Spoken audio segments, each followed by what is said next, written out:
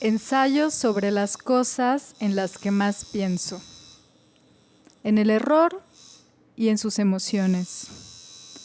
Estar a punto del error es una condición del miedo. Estar en medio del error es estar en un estado de locura y de derrota.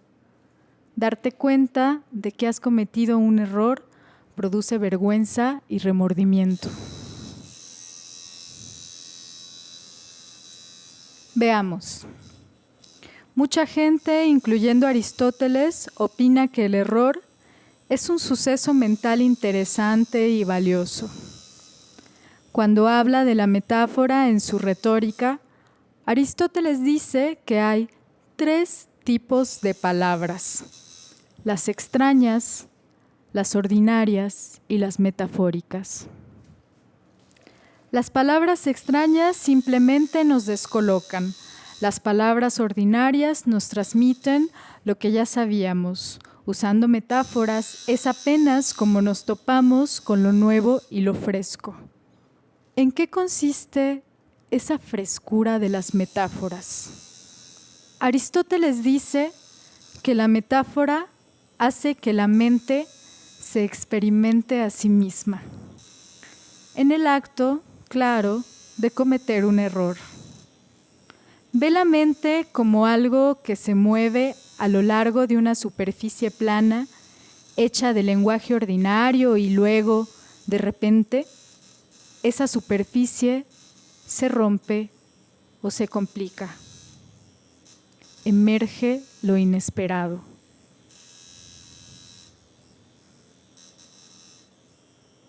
Al principio parece raro, contradictorio o incorrecto, y después sí tiene sentido.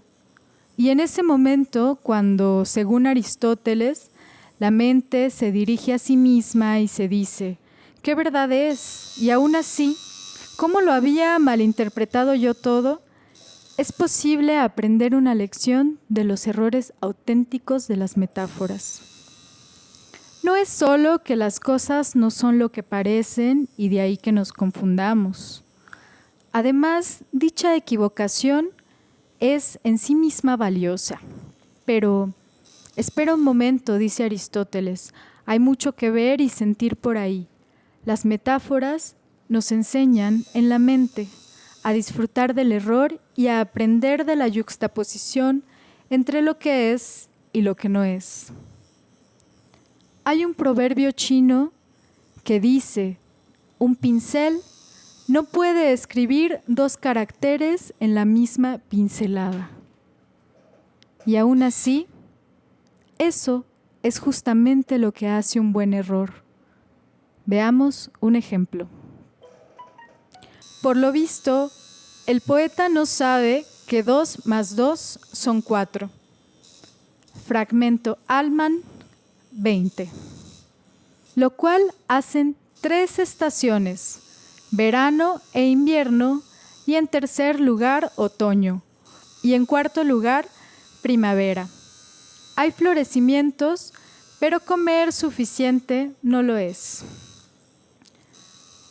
El poeta Altmann vivió en Esparta en el siglo VII a.C. Entonces, Esparta era un estado pobre, y es improbable que Altmann llevara una vida de rico bien alimentado. Este hecho es el contexto de sus observaciones que desembocan en el hambre. Siempre tenemos la sensación de que el hambre es un error. Altmann hace que experimentemos este error con él, mediante el uso efectivo del error computacional. Para un poeta espartano, pobre, sin nada en sus bolsillos, al final del invierno, ahí viene la primavera, como una ocurrencia a deshora en la economía natural.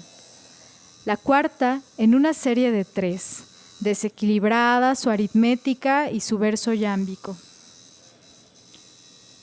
El poema de Altmann se parte en 2 a mitad del camino con ese metro yámbico.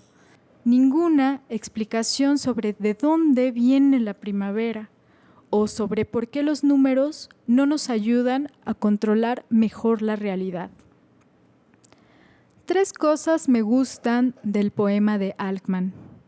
Primero, que es pequeño y ligero, y económico de una manera más que perfecta. Segundo, que parece surgir de la presencia de ciertos colores como el verde pálido, sin ni siquiera nombrarlos.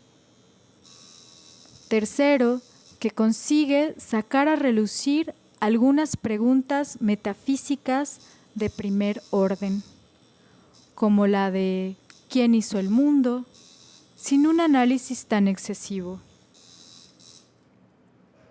Fijémonos en el predicativo verbal, lo cual hacen. En el primer verso no hay sujeto. Es muy poco habitual en griego que el predicativo verbal no tenga sujeto. De hecho, es un error gramatical.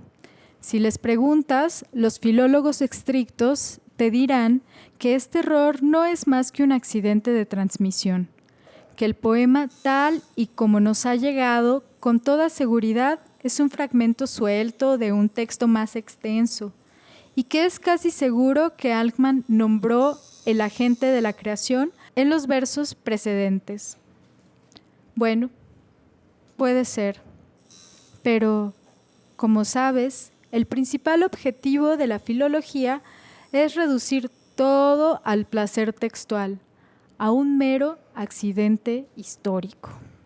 Y no me siento cómoda con la idea de que podemos saber exactamente qué es lo que quiere decir el poeta.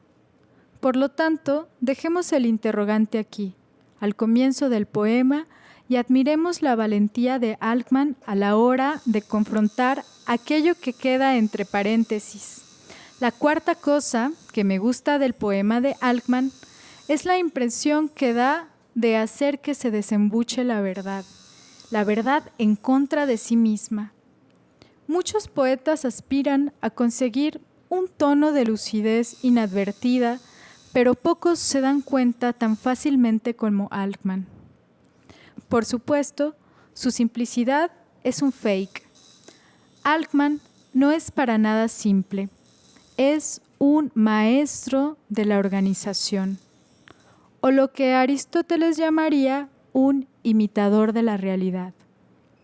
La imitación, mímesis, en griego, es el término que utiliza Aristóteles para designar a los errores auténticos de la poesía.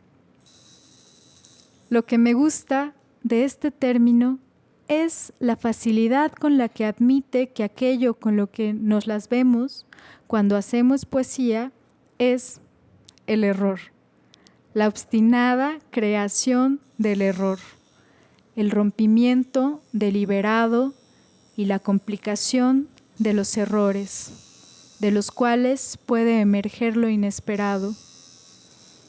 Así que un poeta como Alkman deja a un lado el miedo, la ansiedad, la vergüenza, el remordimiento y el resto de emociones tontas que asociamos con el hecho de cometer errores para aceptar la verdad verdadera. La verdad verdadera, en el caso de los humanos, es la imperfección.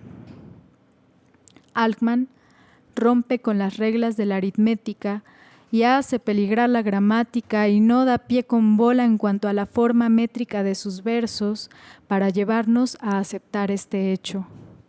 Al final del poema, el hecho sigue ahí y probablemente Alkman no tiene menos hambre. Sin embargo, algo ha cambiado en el coeficiente de nuestras expectativas, porque, haciendo que nos equivocáramos, Alkman ha perfeccionado algo. Sí, ha mejorado algo. Ha mejorado algo de una manera más que perfecta, con un solo pincel.